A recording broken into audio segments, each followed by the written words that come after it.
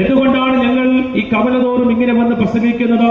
ഇതിൽ യൗവനക്കാരുണ്ട്, അല്ലെങ്കിൽ കുഞ്ഞുങ്ങളുണ്ട്, അല്ലെങ്കിൽ വാർദ്ധക്യത്തിലായിരിക്കുന്നവരുണ്ട്. നമുക്കൊരു ലജ്ജയോ നാണക്കേടോ ഒരു ബുദ്ധിമുട്ടോ ഇല്ലാതെയാണ് ഞങ്ങൾ ഈ കവലതോറും പോയി യേശുക്രിസ്തുവിനെ ഞങ്ങൾ പ്രസംഗിക്കുന്നത്. ഇതെന്താണ് ഇതിന്റെ കാരണമെന്ന് ചോദിച്ചാൽ അതിന്റെ ഒരു ഉദാഹരണത്തിൽ കൂടി ഞാൻ നിങ്ങളോട് പറയുവാൻ താല്പര്യപ്പെടുകയാണ്. നമുക്കെല്ലാവർക്കും അറിയാം, ആർക്കിമിഡീസ് എന്ന് പറയുന്ന ഒരു കണക്ക് പണ്ഡിതൻ ഈ ഭൂമിയിൽ ജീവിച്ചിരുന്നു.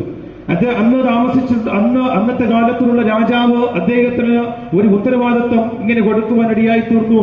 താങ്കൾ ഒരു തത്വം കണ്ടുപിടിക്കണം. അതിന്റെ ചരിത്രം മുഴുവനുമായി ഞാൻ പറയുവാൻ താല്പര്യപ്പെടുന്നില്ല. പക്ഷേ അദ്ദേഹത്തിന് ഈ ഉത്തരവാദിത്വം കൊടുക്കുമ്പോൾ ഒരു സമയ പരിധി കൂടെ കൊടുത്തിട്ടുണ്ടാകും.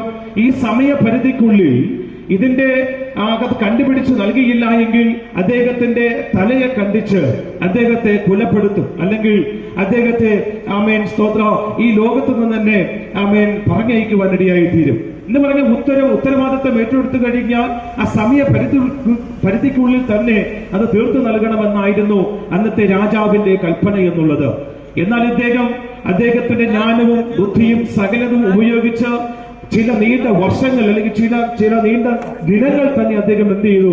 അദ്ദേഹം ഇതിനു വേണ്ടി ട്രൈ ചെയ്യുവാനിടയായിട്ടുണ്ട്. പക്ഷേ അദ്ദേഹം എന്താണോ കണ്ടുപിടിക്കുവാൻ താല്പര്യപ്പെടുന്നത്, അദ്ദേഹത്തിന് അത് കണ്ടുപിടിക്കുവാനോ അല്ലെങ്കിൽ ആ തത്വം കണ്ടുപിടിക്കുവാനോ അദ്ദേഹത്തിന് കഴിഞ്ഞില്ല.